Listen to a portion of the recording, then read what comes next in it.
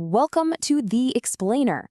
Today, we're going to do more than just solve an AP computer science problem. We are going to deconstruct it, we're going to write the code, and most importantly, we're going to learn how to lock in every single point by getting inside a grader's head. So let's just dive right in. Look, the goal isn't just a solution that works, it's getting that perfect 9. And the real secret to that? It's learning to think exactly like the person who's actually scoring your test. Okay, first things first, we have to understand the mission. We're being asked to build a Java class, and it's called SignedText. You can basically think of it as a smart signature stamper. It knows how to format a signature and then add it to a piece of text. But it has to follow some very, very specific rules. Now, the problem actually gives us this table of examples, which, let's be honest, is basically a cheat sheet. It tells us exactly how our code is supposed to behave. You can see right here, an empty first name gives you just Wong, but if the first name is Henry, it becomes H. Dewey. This table is pretty much our roadmap. So let's move on to the blueprint. The official prompt can be a little dense, a bit of a wall of text. So our first job is to just translate that into a simple set of rules for the two methods we have to build, getSignature and addSignature. For the getSignature method, the logic really just boils down to one question. Is the first name empty or not? If it is, the signature is just the last name. Simple.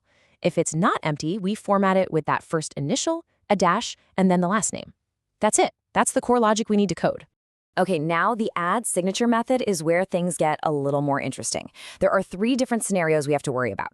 First, if the signature isn't in the text at all, we just stick it on the end. Second, if it's already at the end, we just leave it alone. And third, if the signature is at the beginning of the text, we have to play this little game where we cut it from the front and paste it onto the back.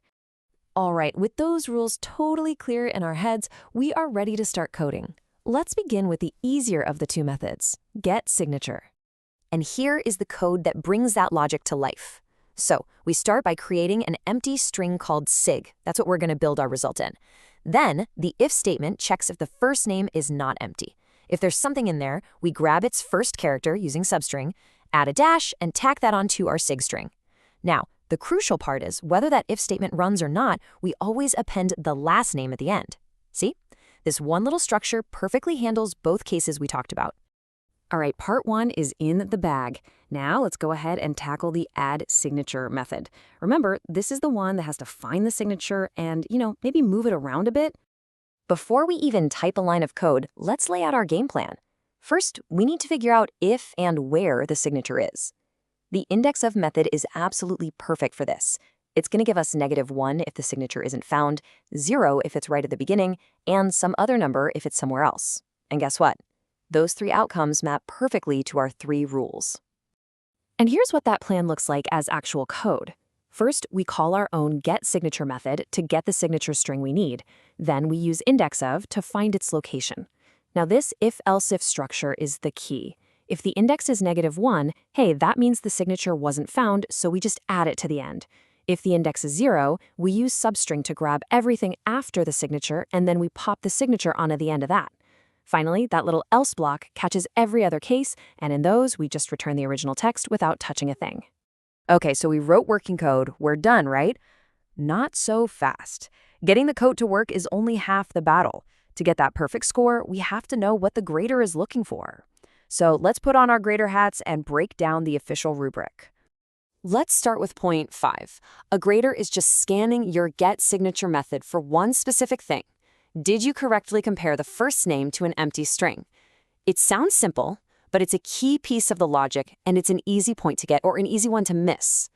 And there it is. Our line, if not first name dot equals empty, does exactly that. Now, we could have used firstname.length equals 0, and the rubric says that's totally fine too. But by using the dot equals method, we have cleanly earned this point. Check. All right, now for a bigger point, point 8. This is all about the structure of your addSignature method. The grader isn't even looking at what you return yet. They just want to know, did your logic correctly identify the 3 different scenarios? Not found, found at the start, and found at the end. And our if-else-if-else structure does this perfectly. The conditions index equals -1 and index equals 0 explicitly check for those first 2 cases, and then the final else is a perfect catch-all for that third case. That's another point in the bag. And finally, we have point 9. This is the big one, the main algorithm point for this method. Now the grader checks, Once you've found the right case, do you actually return the correct string? This is where all those little implementation details really matter.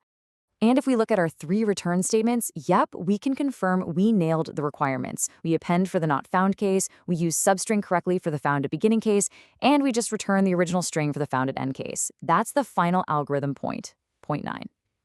Beautiful. Now, this is where it gets really interesting, looking beyond those 9 points. The College Board also gives us a list of common penalties and, maybe even more importantly, a list of common mistakes that they will explicitly forgive. First off, it's good to know there's usually more than one right answer. The official guide actually provides this alternate solution, which you could argue is a bit more efficient. It calculates the signature just one time in the constructor and then stores it. Both of these approaches get full credit. Okay, so here's what you really need to watch out for. These are the bad news items. A grader can dock a point for things like accidentally printing to the console or worse, changing the data you were supposed to be working with. This is all about writing clean, non-destructive code. But here's the really reassuring part, the good news. Graders are specifically told not to penalize you for minor syntax slip-ups. So if you forget a semicolon, or you mix up length and size, or even use a single equal sign for comparison, as long as what you were trying to do is clear, you won't lose a point. They're grading your logic, not how well you can act like a compiler. So what's the big takeaway here? It's this. Writing the code is just the start. To really guarantee a top score, you have to read the prompt like it's a contract, and then look at your own code through the eyes of the scoring rubric. It really turns a programming problem into a point-scoring game that you can absolutely win.